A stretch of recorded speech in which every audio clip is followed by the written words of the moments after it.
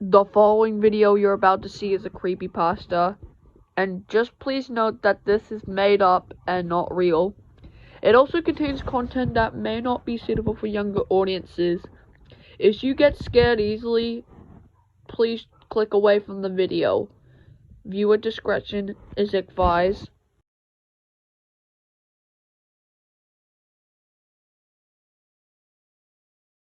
Does anybody remember the show Boobah? That show made by the same creators of Teletubbies? I honestly enjoyed it when I was little on ABC Kids. In fact, I am a fan of the show. I thought it was similar to Teletubbies, so that's how I got into it.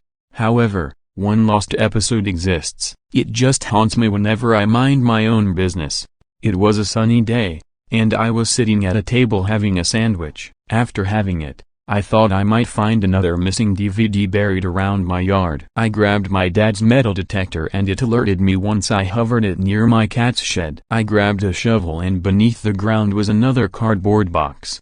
I took the box in and opened it up with scissors. Inside the box was a Boobah DVD. It was pearly shells and more Boobah magic. I was surprised to find a rare DVD nobody knew of, so I decided to watch it. Before I put the DVD in, I noticed a very unnerving episode title for a preschooler's show. Guns. Why would they use a very mature episode title for a show for children aged 0-5? However, I reassured myself the episode would just have toy guns. When my parents came home, my mum approved of me finding the DVD. On one rainy day, my parents were at work and my older sister was spending time with her best friend. At that moment, I realized I should watch the new DVD I found. I inserted the DVD and the warning screen, ABC DVD ident and ABC for Kids ident were normal. It then took me to the menu. It consisted of the Boobahs and a pink background of the Boozone. The 4 episodes on the DVD were Pearly Shells, Fairground Thing, Heavy Suitcase and Guns. I hit play all and I enjoyed the first 3 episodes. Oh boy. The last episode was entirely messed up. After watching the first 3 episodes, there was a warning. This episode demands parents to prohibit their children from seeing this episode as it contains graphic imagery, disturbing content and sudden sounds. Viewer discretion is advised. This is bad. I told myself. I saw the lost episode for Teletubbies and I couldn't stop thinking about it. The episode started with the intro. However, the sky was all blood red. Also, the child narrator said are in a demonic monotone. What's going on? I said, worrying for a bit. At that moment, the Boobah emerged behind the ocean. It even flew towards 2 children from the UK. Instead of looking afraid of the blood-red sky, they were still excited to see the Boobah. The Boobah then flew to Australia. But the Australian children also didn't mind the blood-red sky. After departing Sydney, the Boobah landed in a hill of grass. But for some reason, blood splattered as it did. I gasped. What the hell just happened? I said to myself. All of the white in the Boozone was all red, supposedly meant to represent blood. I was starting to feel very uneasy and nauseous. But I carried on with the episode. It then zoomed into the Boobah and showed the Boobahs sleeping in their pots. Everything was normal. After the Boobahs went to the dance zone as they ran around, the child narrator mentioned, Hingba. I was confused. Who is this Hingba? I wondered. Just then, a green Boobah flew into the shot and ran up to the screen and stared at the camera. I'm guessing this is Boobah Broken Bar, I told myself. Hingba stared at the screen uncomfortably. I got chills down my spine. Just then, Hingba then walked away from the camera and performed one of the warm-up dances, twirly Boobah hops. The 5 Boobahs joined Hingba. As soon as the Boobahs danced too fast, the rainbow wave washed in front of them. However, after the rainbow wave disappeared, the background of the Boozone was all dark red. The 6 Boobahs then sucked their heads in and flew into the sky. However, Hingba, on the other hand, didn't join the Boobahs to fly into the Boobah. They just flew straight up high into the sky. I carried on to the present giving segment. The children delivered the present as normal. The present was in a medium size, but not too big. When the present went up into the Boobah, the present was a broken bar, mother of God, a broken bar M1911 pistol. Just then, the child narrator read the story people's names in order as normal and it cut to the story world segment. The pistol then was put on the grass on the fields. Just then, the "Somebody's Coming" theme played, but it was in reverse. "Somebody's coming," the narrator said. "It's a gun," the story world narrator said. Just then, brother and sister appeared on opposite sides. They then noticed the pistol. Brother then picked up the pistol and examined it. He was confused about what it is. He tried using the pistol for what it is meant to do, but just then, he aimed it and pulled the trigger and shot it into a distance, narrowly avoiding sister. Brother seemed interested in the pistol and thought it might be a toy. Sister was disappointed she didn't have a gun. "Sister doesn't have a gun," said the narrator. At that moment, "Boobah," said the child narrator. Once the screen froze. There was a sound of a child blowing, and sister was given another pistol which resembled more like a Beretta 92. Sister was glad she was given a gun. She even decided to try it out as well. Sister then pointed the pistol to brother's leg, trying to check how the gun works. However, she suddenly pulled the trigger and shot it straight into brother's leg. Brother then fell to the ground and held his injured leg in pain. "Ow, what was that for, sister?" brother said. "I was quite surprised to hear one of the story people speak. Normally, there are sound effects for the story people depending on what their emotions are, but we finally get to hear them speak for the first time.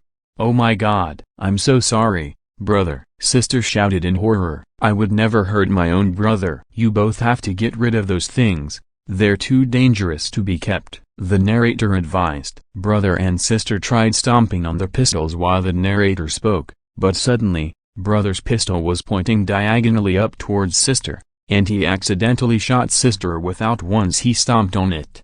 Sister held her chest in pain. Once she moved her hand away, there was a small wound. "Oh, my broken bar, go to broken bar," I croaked. I was shocked to see a realistic wound on a character from a children's television series. Sister then collapsed to the ground, losing her breath. "Sister, nah, ooh," brother screamed. Brother then held his now deceased sister in his arms and cried softly. In fact, his sobbing sounded very broken bar real. It didn't sound very comical unlike usual cartoons. "Brother is now depressed," the narrator moaned. Brother kept crying. He never wanted to hurt or harm his sister, even by accident, but he realized the one thing to avenge his sister is meet her in the afterlife. Brother, still in tears, picked up sister's pistol and pointed it to his mouth. "A broken bar, sorry, a broken bar," brother said. He pulled the trigger and he finally shot himself as the pistol's magazine dropped from the low ammunition it had. "Goodbye," the narrator said sadly. Before we cut to the final Boobah segment, the children were crying other than laughing, obviously because the story world segment was very depressing and off the scale. It finally cut to the Boobahs again, with the sixth member. This time, Boobah is leading the dance. They were dancing commonly in the middle, while the Boobahs followed them. Boobah performed lots of similar dances, like twirly Boobah hops, lift your feet to the beat, be ready for lots of bouncing, stop and go and more. However, as soon as the dance was almost over, Boobah walked towards Zumba. Zumba got concerned about what Boobah was going to do to them. At that moment, Boobah pulled out a hatchet and threw it in Zumba's forehead. Zumba screeched as they slowly died. Humba, zing zing zingba. Jumba and Jingba stared in shock seeing their friend die. Boobah then slowly turned to the four Boobahs. As their eyes turned red, the four Boobahs ran away from Boobah, who turned out to be a hypocritical Boobah exterminator. Jingba flew into the sky, and Boobah followed them. Boobah gained onto Jingba, until the former grabbed the latter by the legs. Boobah summoned a throwing knife and stabbed Jingba in the back of the leg, killing the latter. Jingba fell to their doom as the throwing knife was stuck to the back of their leg. Zing zing Zingba ran to the present giving area to hide. They hid behind one of the large orbs. At that moment, Boobah teleported in front of Zing Zing Zingba and the former then pulled out a Arctic Warfare Police sniper rifle and shot the latter 2 times. Boobah was trying to break through the walls of the Boozone to escape and find a safer place to live, but Boobah suddenly flew up to them and used the M2 flamethrower on them to burn them alive and the walls. Boobah now has soot all over them and they fell to the ground, dying. Jumba was the last Boobah remaining. They had the best hiding place, which is hiding behind the largest orb they could find. Just then Boobah teleported in front of them and held them in the air by the throat. Boobah finally spoke. unlike any of the main Boobahs. You 5 Boobahs mean nothing to me. I was hired by the Planet Eliminator to exterminate you. I'm sorry, but things must be the way they have to be. Good riddance. Hingba's eyes glowed red and white, and they used heat vision on Jumba's eyes. Hingba then let go of the now melted Jumba, leaving them to drop on the ground. All of the Boobahs had died. Why would Hingba kill such innocent creatures? Just then, the rainbow wave then washed over Hingba, and the same child narrator saying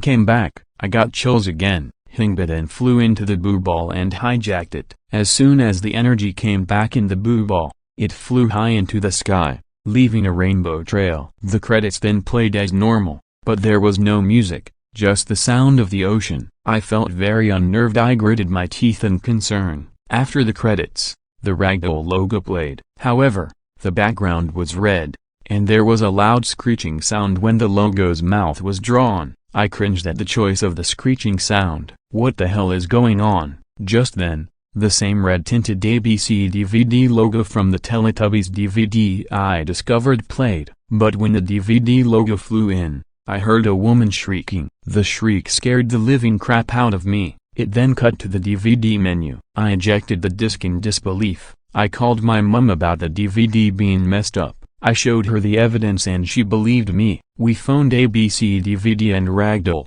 and the reasons were pretty much the same as the lost episode of Teletubbies. I asked Mum what we should do with it, and she suggested to bury it. I didn't sleep for the entire week. I thought about the episode every night, and it keeps haunting me. I believe that the maker of the episode is the same man who produced those lost 2 Teletubbies episodes. You should always think before you watch a lost DVD you find underground.